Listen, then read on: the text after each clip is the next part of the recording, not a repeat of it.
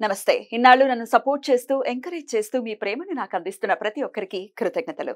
అలాగే ఈ వీడియో కూడా ఖచ్చితంగా మీకు ఉపయోగపడుతుంది. లైక్, షేర్ అండ్ సబ్స్క్రైబ్ చేసి మీ సపోర్ట్‌ని నాకు అందించండి. అలాగే ఈ వీడియో పట్ల మీకున్న అభిప్రాయాన్ని కామెంట్ సెక్షన్‌లో కామెంట్ చేసి తెలియజేయండి. ఇప్పుడు వీడియోని చూద్దాం. నమస్తే, వెల్కమ్ టు అవర్ ఛానల్. నేను పద్మిని. ముందుగా ప్రేక్షకులకి శ్రీ క్రోధినామ సంవత్సర ఉగాది శుభాకాంక్షలు. మరి ఈ ఉగాది ఎలాంటి ఫలితాలను ఇస్తోంది ద్వాదశ రాశుల వాళ్ళకి అనేది మనకి తెలియజేయడానికి మనతో పాటు సిద్ధంగా ఉన్నారు ప్రముఖ ఆధ్యాత్మికవేత్త, వాస్తు జ్యోతిష పండితులు శేషగిరిరావు గారు. మాట్లాడదాం. నమస్కారం అండి. క్రోధినామ సంవత్సరం వచ్చేస్తోంది. సో శోభకృత్నామ సంవత్సరం ఎంత అద్భుతమైనటువంటి సంవత్సరమో ప్రత్యేకించి చెప్పక్కర్లేదు. అందుకు ఏకైక నిదర్శనం రామచంద్రమూర్తి తన స్వస్థలానికి మళ్ళీ తిరిగి వచ్చినటువంటి వైనం చాలు శోభకృత్నామ సంవత్సరం ఎంత శోభాయమానంగా వెలుగొందింది అని చెప్పడానికి. ఇక ఈ సంవత్సరం వచ్చే పేరు క్రోధినామ సంవత్సరం. పేరులో అయితే క్రోధం ఉంది, మరి దాని నామాన్ని సార్థకం చేసుకుంటుందా అని కించిత్ భయం కూడా ఉంది. ఎనీవేస్, అసలు క్రోధినామ సంవత్సరం ద్వాదశ రాశులకి ఎలాంటి ఫలితాలను ఇస్తుంది ఒకసారి గ్రహ సంచారాన్ని గురించి వివరించిన తర్వాత ద్వాదశ రాశుల గురించి ఒకసారి తెలుసుకుందామండి. రైట్ అమ్మా. క్రోధినామ సంవత్సరం ఉన్నట్టు పేరుకు తగ్గట్టుగానే ముఖ్యంగా ఈ మాట మరి కుజుడు రాజు అవటం. సో గ్రహాలన్నింటిలో కూడా కొద్దిగా కోపగ్రహం, అంటే అగ్రెసివ్గా ఉంటాడు కుజుడు. సో అందుకని మేష వృశ్చిక రాశిలో జన్మించిన వాళ్ళకి సాధారణంగా షార్ట్ టెంపర్ ఉంటుంది ఎంతో కొంత. సో అలాంటి క్రోధినామ సంవత్సరం, క్రోధినామ సంవత్సరానికి రాజే కుజుడయ్యాడు. సో కుజుడయ్యాడంటే ఖచ్చితంగా మనం ఎవరికి చెప్పినా అదే చెప్తున్నాం. ఈ సంవత్సరం అంతా కూడా కొద్దిగా మనుషులు కోపతాపాలను అదుపులో పెట్టుకోకపోతే క్షణికావేశంలో ఏవో రకమైన తప్పులు చేసే ఇబ్బందులు అయితే ఉంటాయి అనే చెప్తున్నాం. దానికి అందులో ఈసారి మరి ఈ నవవిధ నాయకులు ఎవరైతే ఉంటారో వాళ్ళు కూడా మొత్తం ఎక్కువ చెడు గ్రహాలే వచ్చాయి. అంటే శనికి ఆధిపత్యాలు ఎక్కువ వచ్చాయి, కుజుడికి ఆధిపత్యాలు ఎక్కువ వచ్చాయి. సో బేసిక్గా ఈ రెండు పాపగ్రహాలు. సో అందుకని కార్య ఆచరణ మీద మనుషులకి ఇంకా మరింత మక్కువ పెరిగే అవకాశం ఉంది. సో అందుకని మరి ఎప్పుడైతే ఇలాంటి కార్యాచరణ ఉంటుందో దానికి కోపం తోడైనప్పుడు ఏమవుతాయో తెలుసు. కనుక ఈ నేర ఘోర పరిస్థితులు అయితే కొంత పెరిగే అవకాశాలు అయితే ఉంటాయి. సో దాంతోపాటు కొంత మంచి ఏంటి అంటే గనక ఈ విశ్వాసాలు, భక్తి విశ్వాసాలు ఏవైతే ఉంటాయో జనాల్లో ఆధ్యాత్మిక భావం అనేది పెరగడానికి ఉంటుంది. ఆధ్యాత్మిక చింతన పెరుగుతుంది. సంతోషం. సో అది కొంతవరకు మనకి కొంత కాపాడడానికి అది మనకు ఉపయోగపడటం అనేది ఉంటుంది. తర్వాత గురుడు రసాధిపతి అవటం వల్ల ఏంటంటే కొన్ని ఏదైతే ముఖ్యంగా ఆడవాళ్ళకి ఇష్టమైన బంగారము, తర్వాత వెండి ఇలాంటివి కొంతవరకు కంట్రోల్లోకి రావడానికి అయితే ఆస్కారం అయితే ఉంటుంది. అంటే మళ్ళీ ఇంకా పెరిగిపోకుండా గోల్డ్ రేట్స్ అవి కొంత రేట్లు మనకి నియంత్రణలో ఉండటం అనేది ఉంటుంది. కనుక అవి చెప్పదగిన పరిస్థితి. సో ఇక్కడ మనం చూసినప్పుడు ఇంకా ఇప్పుడు ఉగాది అనేది ప్రారంభం అనేది ధనుర్లగ్నంలో అయింది యాక్చువల్గా.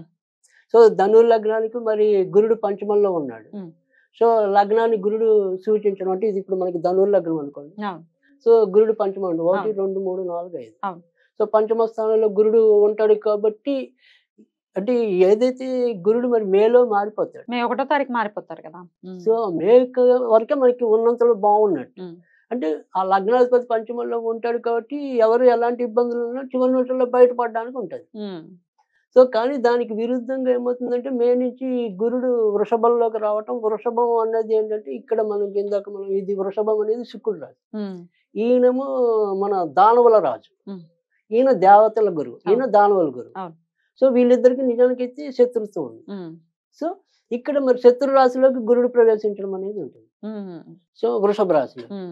సో ఆ వృషభ రాశిలోకి గురుడు ప్రవేశించినప్పుడు ఏమవుతుంది అంటే ఇందాక మనం చెప్పి ముఖ్యంగా ఏదైతే ఈ స్త్రీ సంబంధించిన వ్యవహారాలు ఏవైతే ఉంటాయో, లేదు ఇప్పుడు రాజకీయాల్లో స్త్రీల ఆధిపత్యం ఉంది, వాళ్ళ ఇచ్చే ఏవైతే సలహాలు సూచనలు ఉంటాయో అవి కొంత వాదాలకు వెళ్ళడానికి అవకాశం ఉంటుంది. ఇంకా ఇంట్లోకి వచ్చేప్పుడు కూడా స్త్రీల మూలకంగా ఏవో రకమైన చికాకులు ఎదురవడానికి అవకాశాలు పెరుగుతాయి. సో తర్వాత రెండోది వచ్చేప్పటికి ఏంటంటే ఇక్కడ వృషభం నుంచి చూసినప్పుడు ఏంటంటే ఇక్కడ గురుడికి రాహు వ్యయస్థానం లాభస్థానంలోకి ఉంటాడు. సో ఈ లాభస్థానంలో ఎప్పుడైతే మరి రాహు వృషభానికి ముఖ్యంగా వృషభ రాశి వారికి తర్వాత వచ్చేప్పటికి ఇది వృషభ రాశి అనుకోండి, ఇక్కడ లాభంలో గురుడు ఉంటాడు. ఇది ఉంటుంది. తర్వాత ఇప్పుడు కొత్తగా పుట్టే వాళ్ళ గురించి చెప్తున్నాను.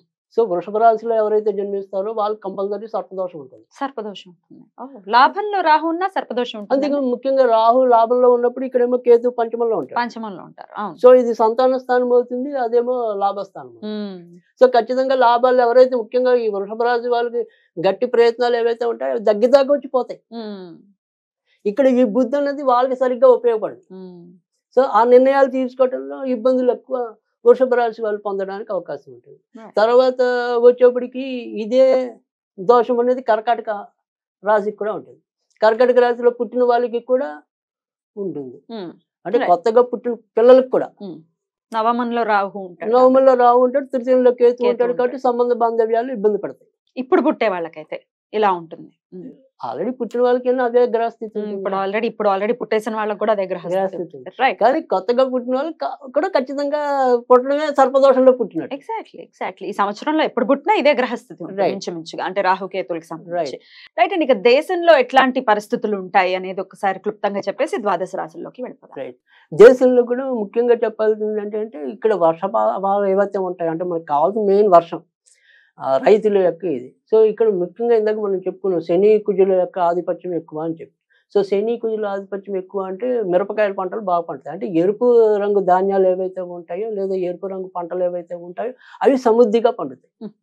తర్వాత శనికి సంబంధించి వచ్చినప్పుడు ఏంటంటే నల్లవి అంటే మిరియాలు అనుకోండి, నువ్వులు అనుకోండి, మినుములు అనుకోండి, ఇలా నల్ల రంగు పంటలు ఏవైతే ఉంటాయో వేరుశనగ దాని నుంచి నూనె వస్తుంది. సో అలా ఈ శనికి సంబంధించి నలుపుకి అలాంటివి సమృద్ధిగా పండటం అనేది ఉంటుంది. ఎలక్షన్స్ కూడా రాబోతున్నాయి, ఎట్లా ఉండబోతుంది అనుకోవచ్చు? యుద్ధ వాతావరణం ఉంటుందా? రైట్. అంటే ఖచ్చితంగా ఈసారి కూడా యుద్ధ వాతావరణం అయితే ఉంటుంది. ఆ తర్వాత సరే ఇక్కడ పెద్దగా ముఖ్యంగా మనం చెప్పాలంటే కేంద్రంలో మరీ మార్పులు అయితే ఉండకపోవచ్చు. మళ్ళీ మోదీ ప్రభుత్వమే వస్తుందని అనుకోవచ్చా? 99.5% అయితే ఖచ్చితంగా ఉంది మోదీ ప్రభుత్వం. సో తర్వాత వచ్చేప్పటికి కానీ ఇదే కేంద్ర ప్రభుత్వం కూడా అంటే ఇప్పుడు సపోజ్ కొన్ని ప్రెస్టీజియస్ ప్లేసెస్ ఉంటాయి కొన్ని. అంటే ఒక ప్లేస్ అంటే నేను ఖచ్చితంగా ఇక్కడ ఓవైసీ ఇప్పుడు మనకి అది కోంపెల్ల మాధవి గారు అది గెలుస్తూ అది ఓకే. నేను అలా ప్రెస్టీజియస్ ప్లేసెస్ కొన్ని ఉంటాయి కదా, ప్రతి ఒక్క పార్టీకి కూడా ఈ అభ్యర్థి అయితే ఖచ్చితంగా గెలుస్తాడు అనేది ఏదైతే ఉంటుందో అక్కడ వీళ్ళు కొంత భంగపడడానికి ఉంటుంది బీజేపీ వాళ్ళకి. బీజేపీ అని కాదు, మోరల్ గా ఇప్పుడు సపోజ్ అది వేరే పార్టీ తీసుకున్నట్టే ఇక్కడ మాయావతి కరెక్ట్ గా ఇక్కడే గెలుస్తుంది అనుకునేటప్పుడు భంగపడతారు. అట్లాంటి రివర్స్ ఫలితాలు అనేది ఎక్కువ ఉంటాయి. రైట్. అట్లా కానీ ఓవరాల్ గా పాలనలో వాళ్ళే ఉంటారు. ఆంధ్రప్రదేశ్ లో ఏ గవర్నమెంట్? ఆంధ్రప్రదేశ్ అనేది కొన ఊపిరితో గెలవటం అనేది ఉంటుంది. ఇప్పుడున్న పరిస్థితి ఎవరు గెలుస్తారని అదే ఇప్పుడున్న ప్రభుత్వమే అంటుంది. ఇప్పుడున్న ప్రభుత్వమే అంటే వైసీపీ వస్తుంది అనేది అతి ఏమంటాము చావు తప్పి కన్నులు అట్టబోయిందండి అవి. సో అలా అతి కష్టం మీద వారిని నిలుపుకోవడానికి ఎక్కువ కనపడుతుంది. రైట్. మొత్తానికి దేశ కాలమాన పరిస్థితులు ఎలా ఉంటాయి అనేది క్రోధినామ సంవత్సరంలో క్లుప్తంగా మీరు తెలియజేశారు. ఇక ఇప్పుడు మన ఆడియన్స్ కి కూడా ఎవరైతే కామన్ పీపుల్ ఉన్నారో వాళ్ళ రాశుల గురించి తెలుసుకోవాలని ఖచ్చితంగా వీడియో చూస్తూ ఉంటారు కాబట్టి ఇక ద్వాదశ రాశుల గురించి తెలుసుకుందాము. ఇక క్రోధినామ సంవత్సరం సింహరాశి వారికి ఎలా ఉండబోతోంది? సింహరాశి వారికి కూడా ఈ సంవత్సరం అంతా కూడా కొద్దిగా మిశ్రమ ఫలితాలే కనిపిస్తున్నాయి. సో ఉన్నదల్లా గురుబలం అనేది ఒకటి రాజస్థానంలో ఉండటం వల్ల ఏంటంటే ఎప్పుడు ఎలాంటి విపత్కర పరిస్థితి ఏర్పడినా చివరి నిమిషంలో అయితే బయటపడతారు. కానీ ఎప్పుడు కూడా దినదినగండం నూరేళ్ళ ఆయుష్ లాగానే ఈ ఏడాది వీళ్ళకి సాగటం అనేది ఉంటుంది. శత్రువులు ఎవరు ఎక్కడో ఉండరు, మన ఇంట్లోనే ఉంటారు అన్నట్టుగా వీళ్ళకి ఈ ఏడాది అంతా కూడా ఇంట్లోనే ఎక్కువ చుక్కలు చూపించే వాళ్ళు ఉంటారు కుటుంబ సభ్యులు. కనుక వారి వల్ల ఎంతో కొంత ఇబ్బందులు పడటం అనేది ఉంటుంది. తల్లికి చేస్తానంటే భార్యకి ఇష్టం ఉండదు, భార్యకి చేస్తానంటే తల్లికి ఇష్టం ఉండదు, ఇంట్లో ఒకరి మాట ఒకరికి పొడ సోపదు. సో దానివల్ల ఇబ్బందులు పడటం అనేది ఉంటుంది. సరే ఇంట్లో అందరూ ప్రశాంతంగా ఉన్నారు అనుకునే టైంకి ఏంటంటే ఈ సప్తమంలో శని రావటం, తర్వాత వీళ్ళందరూ కూడా మళ్ళీ కొంతవరకు అష్టమంలో శుక్రుడు వీళ్ళు చేరటం అనేది, అష్టమంలో రాహు చేరటం అనేది ఉండటం వల్ల ఏంటంటే ఈ రోగాల యొక్క నిర్ధారణ కరెక్ట్గా అవ్వదు, అంటే డయాగ్నోస్. సో రోగం డాక్టర్ల దగ్గరికి వెళ్తే అదేం రోగం అనేది బయటపడదు. అలాగని ఎప్పుడు ఇంట్లో ఎవరో ఒకరికి సుస్థి ఉంటుంది. దానికి సరైన ట్రీట్మెంట్ కానీ లేదా సరైన డయాగ్నోసిస్ కానీ జరగకపోవటం అనేది కూడా ఈ ఏడాది ఎక్కువ ఉండటం అనేది ఉంటుంది. ముఖ్యంగా ఈ ధనస్థానంలో కేతు ఉండటం వల్ల కూడా ఏంటంటే ధనం ఎంత వచ్చినా కూడా నిలుపుకోలేకపోవటం, ఖర్చులు మరి రెండింతలు పెరిగిపోవటం అనేది, అంటే ఆదాయం మనకి ఇంతే ఉంటే కనుక దానికి రెండింతలు ఖర్చులు ఎక్కువైపోవటం అనేది కూడా వీళ్ళకి ఎక్కువ మింగుడు పడలేకపోవటం అనేది ఉంటుంది. సరే ఇప్పటికే వెళ్ళి విదేశాల్లో ఎవరైతే సంపాదన రీత్యా విదేశాలకు వెళ్ళి ఉన్నారో వాళ్ళు కూడా అక్కడ సరైన జీతభత్యాలు లేక వాళ్ళకి రావాల్సిన విధానం ఏవి సరిగ్గా లేక కొంత ఇబ్బంది పడటం అనేది కూడా ఉంటుంది. సో ఈ ఏడాది ఏదైతే సింహరాశి ఉందో ఆ సింహరాశికి ఉండే మేలు ఏంటంటే కనుక ఆ గురుడు అక్కడ రాజ్యస్థానంలో ఉండటం, తర్వాత వచ్చేప్పటికి భాగ్యస్థానంలో మరి మేకి వచ్చేప్పటికి కుజుడు భాగ్యస్థానంలోకి రావటం, భాగ్యాధిపతి భాగ్యంలోకి వస్తారు కాబట్టి ఇందాక చెప్పుకున్నట్టు ఏంటంటే ఎన్ని ఇబ్బందులు ఉన్నా బయటపడతాడు, అంతవరకు అయితే గ్యారెంటీ ఉంది. కానీ ఎప్పుడు కూడా ఒక సమస్య రావటం దాన్ని పరిష్కరించి వెళ్ళటం, ఒక సమస్య రావటం దాన్ని పరిష్కరించుకుంటూ వెళ్ళటం అనేది ఎక్కువ ఉంటుంది. ఏదైనప్పటికీ కూడా మే నుంచి ఉన్నంతలో కొంత మంచి జరుగుతుంది. వ్యాపార రంగంలో ఉన్న వాళ్ళకి ఏంటంటే కొద్దిగా ఏమంటాం మందకోడి వాతావరణం ఉన్నప్పటికీ కూడా నెమ్మదిగా అభివృద్ధిలోకి రావటం అనేది, అంటే ఏప్రిల్లో పూర్తిగా ఇబ్బంది పడ్డారు అనుకోండి, మేలో ఎంతో కొంత ముందుకెళ్ళటం అనేది ఉంటుంది. సో ఇలా ఈ రకంగా మిశ్రమంగా ఉండటం అనేది, అంటే ఒక నెల బాగుంటే ఇంకో నెల బాగుండకపోవటం, ఇంకో నెల బాగుంటే ఇంకో నెల బాగుండకపోవటం, ఈ రకమైన అడ్జస్ట్మెంట్తో ముందుకెళ్ళటం అనేది ఉంటుంది తప్ప అమ్మయ్య ఇలా రిలాక్స్గా ఉన్నాను అనుకోవడానికైతే సింహ రాశి వారికి ఈ సంవత్సరం ఉపశమనం దొరకడం అనేది కొద్దిగా కష్టం. అదే గురువు వృషభంలోకి వచ్చినప్పుడు ఒక ఇంత బాగుంటుంది. అందుకే మే నుంచి ఒకంత, ఎందుకంటే ఇంచుమించుగా మే నుంచి మీకు ఈ కుజుడు కూడా స్వయం రాశిలోకి రావటం అనేది ఉంటుంది. మరి మళ్ళీ గురువు కూడా వక్రించబోతున్నారు సెప్టెంబర్లో. అలాగే వక్రిస్తాడు, తర్వాత కుజుడు కూడా మధ్యలో వక్రించడం అనేది ఉంటుంది. సో అందుకని నేను ఇందాక చెప్పినట్టు మిశ్రమ ఫలితాలు. సో మధ్య మధ్యలో రిలీఫ్ రావటం, మళ్ళీ మధ్య మధ్యలో ఇబ్బంది పడటం, అలా కాంపన్సేట్ అవటమే తప్ప నేను రిలాక్స్ అనుకోవడానికి లేదంటున్నాను. ఆరోగ్యం ఎలా ఉంటుంది? అది ఆరోగ్యం కూడా ఇందాక చెప్పినట్టు ఏంటంటే ఇంట్లో వీళ్ళకే కాకుండా ఇంట్లో కూడా ఎవరికొకరికి ఏదో రకమైన సమస్య ఉండటం, అది కరెక్ట్ గా డయాగ్నోస్ కాకపోవటం అనేది. అయితే వీరికి వ్యక్తిగతంగా వచ్చేప్పటికి ఏంటంటే వీళ్ళకి కూడా ఎముకలు నరాలకి సంబంధించిన వస్తాయి, కొంతవరకు ఈ దంత ప్రాబ్లమ్స్ కూడా సమస్యలు కూడా తలెత్తడం అనేది ఉంటుంది.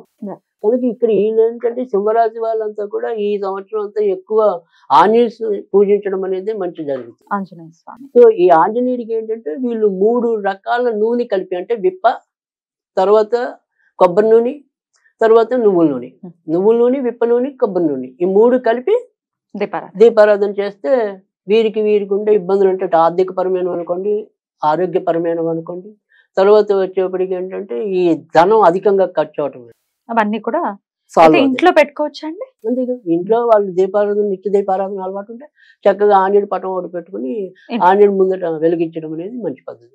సో ఆ రకంగా చేస్తే కొంతవరకు వీరి యొక్క సమస్యల నుంచి ముందు బయటపడడానికి అయితే ఆస్కారం ఉంటుంది. ఆంజనేయుడి అనుగ్రహంతో సింహరాశి వారు ఈ క్రోధినామ సంవత్సరాన్ని ప్రశాంతవంతంగా గడపాలని మనస్ఫూర్తిగా కోరుకుంటూ ఇక నెక్స్ట్ ఎపిసోడ్ లో కన్యా రాశి గురించి మాట్లాడుకుందాం. థ్యాంక్ యూ సో మచ్ అండి. Thank you.